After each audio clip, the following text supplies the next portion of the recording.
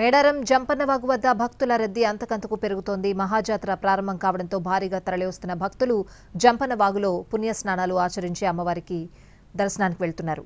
ఇదే అంశానికి సంబంధించి మరింత సమాచారం మా ప్రతినిధి సారంగపాణి అందిస్తారు. జంపన్నవాగుకు భక్తజనం పోటెత్తుతుంది. ఇవాళ సారలమ్మ గద్దెలపైకి వస్తున్న నేపథ్యంలో భక్తులు పుణ్యస్నానాలు ఆచరిస్తున్నారు. బస్టాండ్ నుంచి నేరుగా ఇక్కడికి వచ్చి పుణ్యస్నానాలు ఆచరిస్తున్న పరిస్థితి మనం ప్రస్తుతం అయితే తెలుసుకోవచ్చు. చిన్న పెద్ద అనే తేడా లేకుండా అందరూ వచ్చి ఇక్కడ సంపెంగ వాగులో స్నానాలు ఆచరిస్తున్నారు.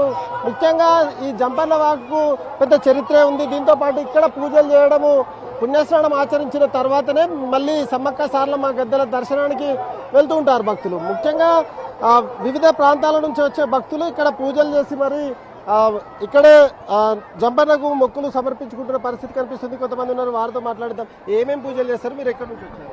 అది యాదాద్రి డిస్టిక్ రామన్నపేట మండలం, రామన్నపేట నుంచి వచ్చాము. ప్రతి సంవత్సరం ప్రతి రాండవకు వస్తూ ఉంటాం మేము. ఇక్కడ అమ్మవారి ప్రతిమలు తీసుకొచ్చి వాగులో స్నానం చేసి పూజ చేసి అమ్మవారి గద్దెలేసి ఎత్తు బంగారం ఉప్పజెప్పి అమ్మవారికి నియమ నిష్టలతోటి ఆనందంగా చేసుకొని ఇంటి దగ్గర గద్దెలు వేసుకొని తీసుకొచ్చి మళ్ళీ ఇక్కడ గద్దెలు వేసుకొని అమ్మవారి ప్రతిమలకు పూజ చేసి తీసుకెళ్తాం. ఇక్కడ స్పెషల్ ఏంటిది జంపన్న వాగులో చేయడం? జంపన్న వాగులో స్నానం ఆచరించడం అని అంటే సమ్మక్క కొడుకు ఈయన ఇక్కడికి వెళ్ళి స్నానం ఆచరించి ఇందులో ప్రాణం ఎడుస్తాడు, ప్రాణం త్యాగం చేస్తాడు. ఇందులోకి వెళ్ళి స్నానం చేసి ఇక్కడ స్నానం ఆచరించి అమ్మవారిని దర్శనం చేసుకుంటాము. ఎత్తు బంగారము బెల్లాలు అన్ని ఇచ్చి అమ్మవారికి మొక్కలు చెప్పుకుంటాము. 2 నెలలకు ఒకసారి ఖచ్చితంగా వస్తాం. ముఖ్యంగా ఈ కంకకు సంబంధించి అది పెట్టుకుంటారు కదా, దేనికోసం? ఇది అమ్మవారు అప్పటి నుంచి పెట్టుకున్న, అమ్మవారు పుట్టి అమ్మవారు ఆట ఆడి పాట పాడుకొని అమ్మవారు ఈ చెట్టుకే ఉయ్యాలడుగింది, ఎదురు లంక అంటారు. అమ్మవారికి ఎంతో ఇష్టమైనది, అమ్మవారికి ఎంతో ప్రీతిపదమైనది. అమ్మవారిని కూడా తీసుకొచ్చేది ఈ లంక రూపం నుంచే తీసుకొస్తారు. అడవి నుంచి అమ్మవారికి వెదురు లంక తీసుకొచ్చి పెడతారు.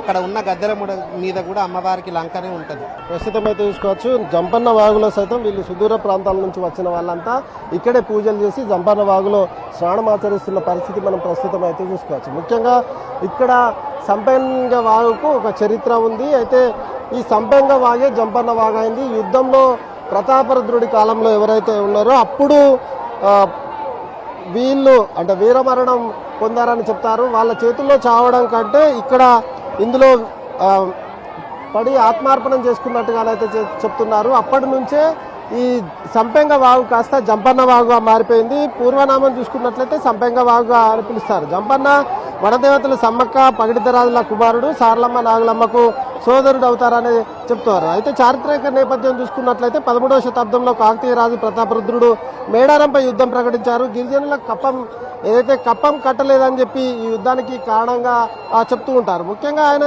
యుద్ధంలో పగిడిద్దరాజు సారలమ్మ గోవిందరాజులు వీరమరణం పొందితే తీవ్రంగా గాయపడ్డ జంపన్న ఈ సంపెంగ వాగులో ఆత్మార్పణం దూకి ఆత్మహత్య చేసుకున్నాడు కనుక అప్పటి నుంచి ఈ సంపెంగ వాగే జంపన్న వాగుగా రూపాంతరం చెందింది. అయితే ఇక్కడ ఉండే నీళ్లు ఎరుపు రంగుగా, ఆయన రక్తంతో ధారపోసిన ఆ జలం కాబట్టి జంపన్న వాగు ఆ సంపెంగ వాగు ఎర్రగా మారిందని చెప్తుంటారు. అయితే ఇక్కడ ఏదైతే మట్టి సాయిల్ను బట్టి మాత్రమే ఎరుపు రంగుగా మారుతుంది అనేది మరొక చరిత్ర అయితే చెప్తుంది. ముఖ్యంగా దీనికి ఎంతో చరిత్ర ఉంది. అందుకే జంపన్న వాగు స్నానం ఆచరించిన తర్వాతనే మేడారం వచ్చిన ప్రతి భక్తుడు జంపన్న వాగు వచ్చిన తర్వాత ఇక్కడ పుణ్యస్నానం ఆచరించిన తర్వాతనే సమ్మక్క సారలమ్మ గద్దెలకు దర్శనానికి వెళ్తారు. ఇది జంపన్న వాగులో భక్తుల రద్దీకి సంబంధించి పూర్తి అప్డేట్స్. కెమెరామెన్ సత్యంతో సారంగపాణి, NTV, మేడారం నుంచి.